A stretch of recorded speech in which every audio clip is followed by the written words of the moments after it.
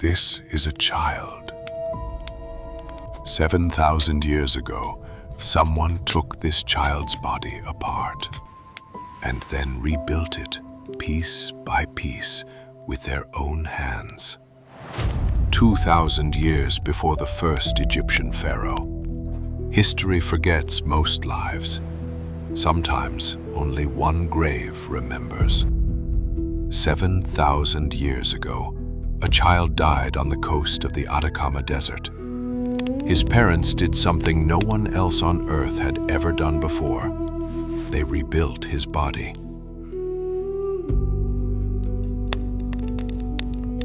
2,000 years before the first Egyptian pharaoh was ever mummified, this family and the small fishing community around them were already doing this. Not for a king, not for anyone of status, for a child. The strangest part isn't that they did it first, it's who they did it for, and why they kept doing it for the next 4,000 years. Archaeologists call them the Chinchorro, a name borrowed from a nearby bay, since we don't know what they called themselves. They lived along one of the driest coastlines on the planet, the Atacama Desert, where parts of the land receive less than a millimeter of rain in an entire year.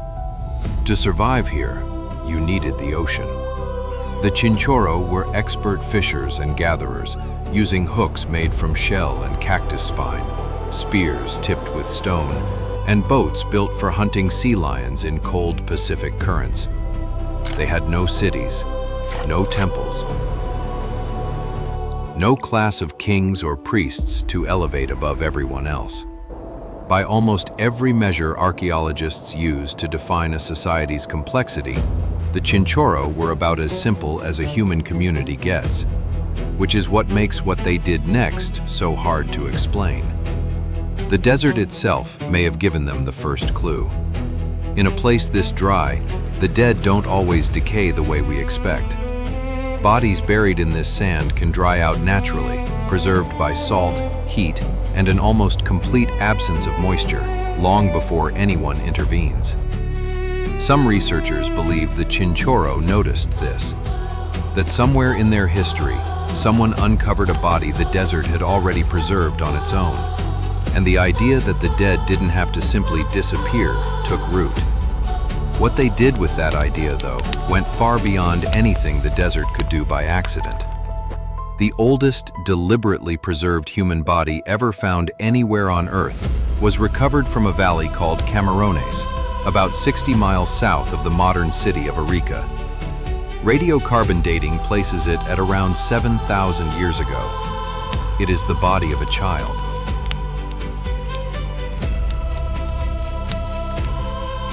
The method used on this earliest generation, what researchers label in shorthand the black technique, was extraordinarily invasive for a society with no metal tools. The body was completely taken apart, skin removed, organs taken out, even the skeleton disassembled and reinforced with sticks before being put back together. The empty spaces were packed with plant fiber, animal hair, and clay. The reassembled form was then coated entirely in a paste of black manganese and often finished with a wig of human hair and a fitted clay mask. This was not a simple burial. It was closer to sculpture, a body rebuilt from the inside out to look whole again. We have a word for this today: mummification. But whoever did this first had no word for it at all, because as far as anyone has ever found, no one else on this planet had attempted anything like it before. And for the first several centuries of this practice, it was overwhelmingly children, infants, and even fetuses who received it. For decades, archaeologists had a fairly comfortable explanation for this.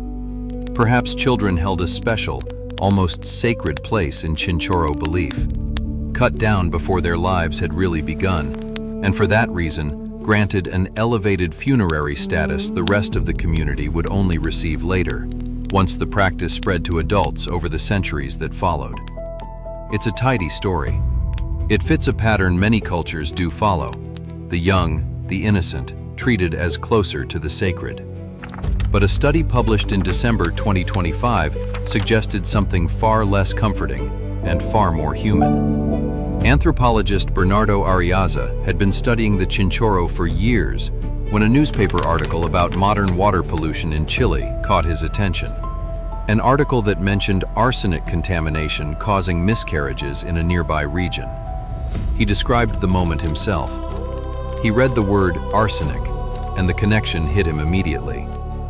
But a hunch from a newspaper article isn't evidence. It had to be tested, and tested in a way that could rule out a much simpler explanation. What if the arsenic came from the soil after burial, or from handling in a modern laboratory, rather than from something these people actually drank while they were alive? This is where hair becomes useful.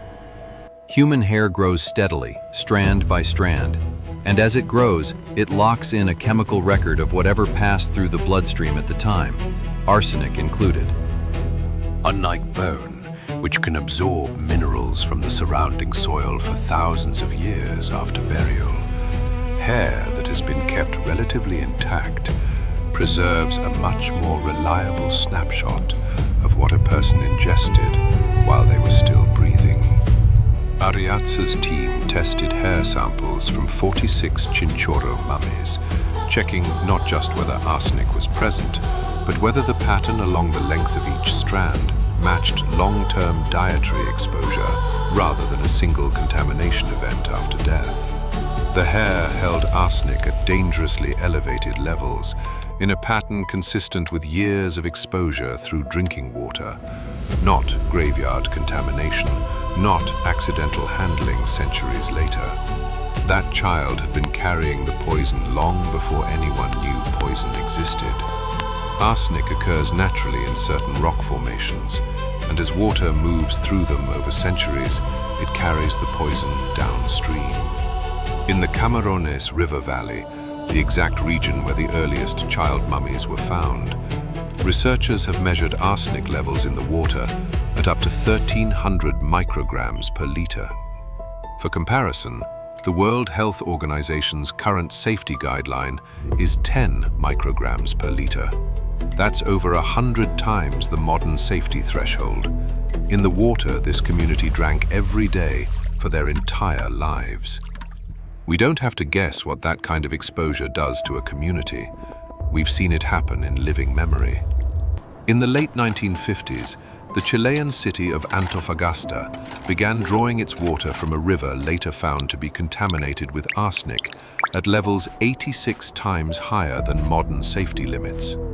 Within a few years, infant mortality in the city rose by as much as 24%. In some years during that period, nearly 1 in 10 infants born in the city did not survive. Arsenic doesn't just threaten the person who drinks it. It crosses into pregnancy. It is strongly linked to miscarriage, stillbirth, and infant death, precisely the losses a young Chinchorro family would have faced generation after generation without ever understanding why. If Ariaza's theory is correct, the Chinchorro were never mummifying their children because childhood was sacred. They were mummifying their children because they kept losing them. Here is the detail that turns this from a sad coincidence into something archaeologists can actually test. Arsenic contamination in this region isn't uniform. It's concentrated in specific valleys, depending on the underlying rock and the rivers that pass through it. The Camarones Valley, one of the most heavily contaminated, is also the valley that produced the oldest and some of the most densely concentrated child and infant mummies ever found. Meanwhile, nearby valleys with far lower arsenic levels in their water don't show the same early concentration of child mummification at all. If Chinchorro children were only mummified because childhood itself was sacred, that reverence should have looked the same everywhere along this coast. It didn't. It tracked the poison.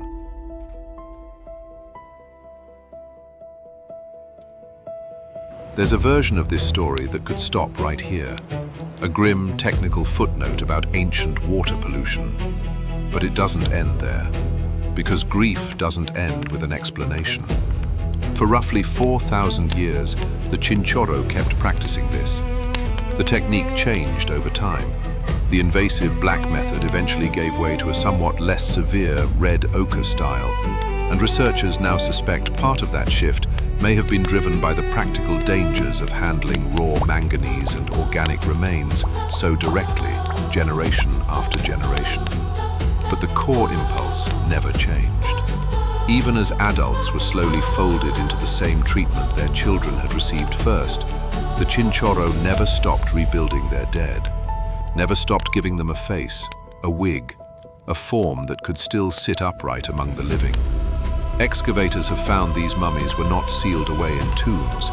They were kept upright, repainted over time as the coating wore thin, repaired when a limb came loose.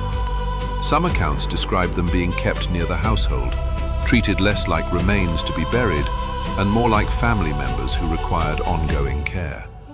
No one was forced to keep doing this for 4,000 years. Grief that repeats for 4,000 years is not a technical solution to a public health problem.